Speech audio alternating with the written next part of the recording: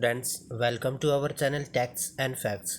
आज हम +1 क्लास की इकोनॉमिक्स का चैप्टर नंबर 3 करेंगे नोट्स के रूप में, consumer equilibrium and utility analysis.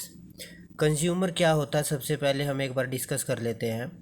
Who uses goods and services for direct satisfaction of his और हर वांट्स। जब भी कोई व्यक्ति अपने सेटिस्फैक्शन के लिए फाइनली गुड्स एंड सर्विसेज को यूज़ करता है, उसे हम कंज्यूमर कहते हैं। कस्टमर और कंज्यूमर दोनों अलग अलग वर्ड होते हैं, या फिर दोनों का अलग अलग अपने आप में मतलब होता है।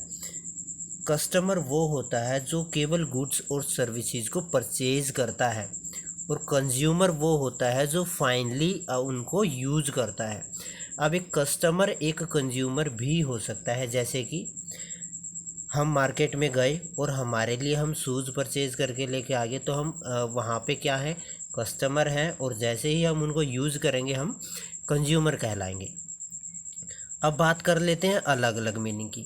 हमारे पेरेंट्स मार्केट में गए और हमारे लिए ड्रेस परचेज़ करके लेके आ गए, वहाँ पे हमारे पेरेंट्स कस्टमर हैं, लेकिन वो हमारे लिए ड्रेस लेके आए हैं, तो वहाँ पे हम क्या कहलाएंगे, कंज्यूमर हो जाएंगे।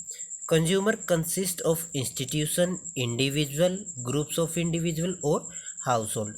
अब जनरली हम क्या मानते हैं, एक अकेले व्यक्ति को कंज्यूमर मानते हैं, लेकिन ऐसा नहीं होता।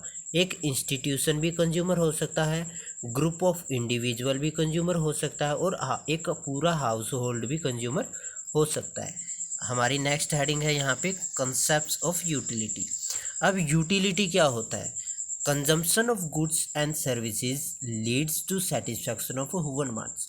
अब जैसे ही हम किसी गुड्स या सर्विसेज को यूज करते हैं, उससे हमें कुछ ना कुछ सेटिस्फैक्शन मिलता है, और इसी सेटिस्फैक्शन को हम कहते हैं यूटिलिटी। मे भी क्लियर हो गया होगा। जब भी हम किसी गुड्स एंड सर्विसेज को यूज़ करते हैं, तो उससे हमें कुछ ना कुछ सेटिस्फैक्शन मिलता है, एनर्जी मिलती है, एक तरीके से वो हमें संतुष्ट कर देता है, तो उसी सेटिस्फैक्शन को हम बोलते हैं यूटिलिटी। नेक्स्ट है इसमें मेजरमेंट ऑफ यूटिलिटी। अब यूटिलिटी को मापेंगे कैसे?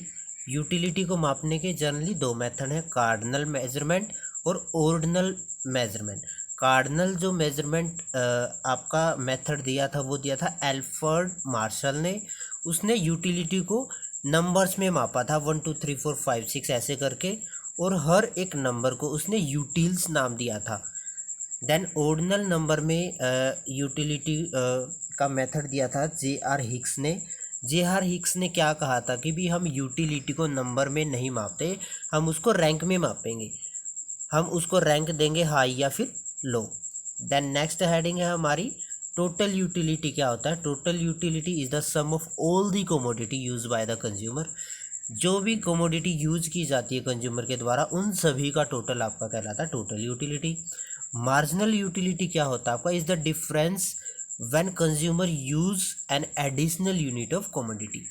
जैसे ही कंज्यूमर एक एडिशनल यूनिट यूज करता है कमोडिटी, उसके डिफरेंस को हम बोलते हैं मार्जिनल यूटिलिटी। अब हम रिलेशन कर लेते हैं एक बार टोटल यूटिलिटी और मार्जिनल यूटिलिटी में। यहाँ पे हमें एक एग्जांपल गिवन है, क्वांटिटी हमें गिवन है 0 1 2 3 4 5 6, और टोटल यूटिलिटी हमारी क्वांटिटी 0 पे 0 ही आ रही है, 1 पे 8, 2 पे 14, 3 पे 18, 4 पे 20, देन 5 पे 20, देन 6 पे 18।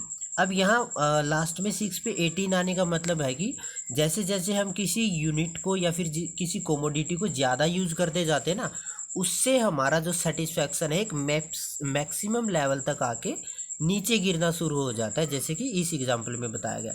जैसे कि देखो, फर्स्ट और सेकंड क्वांटिटी जैसे ही हमने यूज़ की, उन दोनों के बीच में गैप हमारा 6 का था।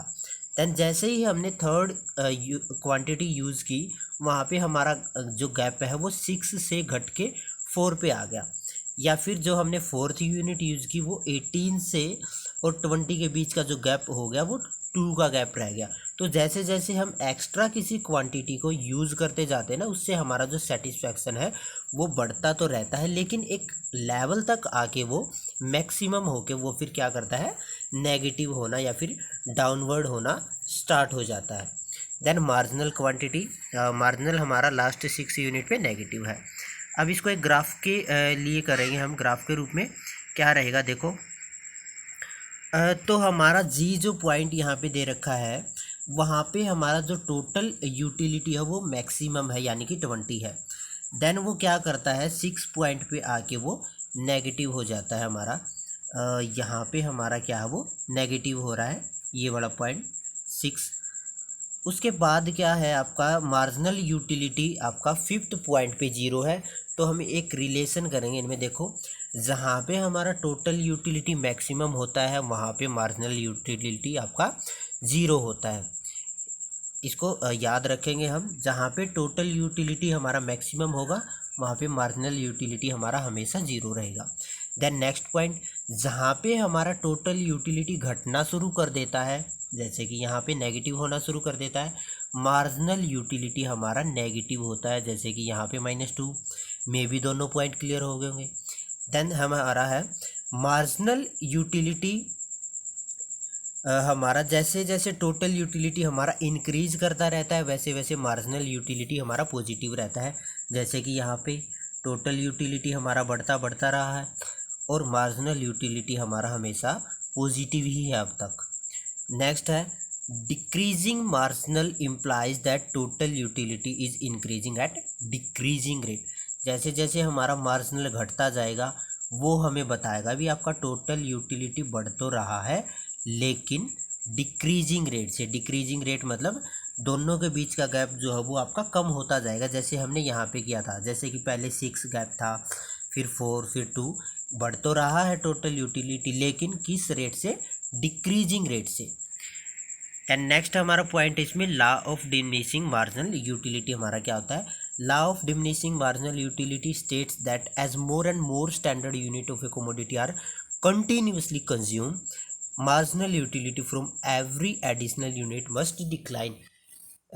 Law of diminishing marginal utility हमारा बताता है कि जैसे हम कंटिन्यूस किसी कोमोडिटी को यूज करते जाते हैं ना, उस कोमोडिटी से हमें जो सेटिस्फैक्शन मिलता है वो एक लेवल तक मिलने के बाद वो फिर घट जाता है, घटना शुरू हो जाता है। लेकिन इसकी कुछ मान्यताएं हैं, कुछ अजम्पशंस हैं, वो क्या क्या है।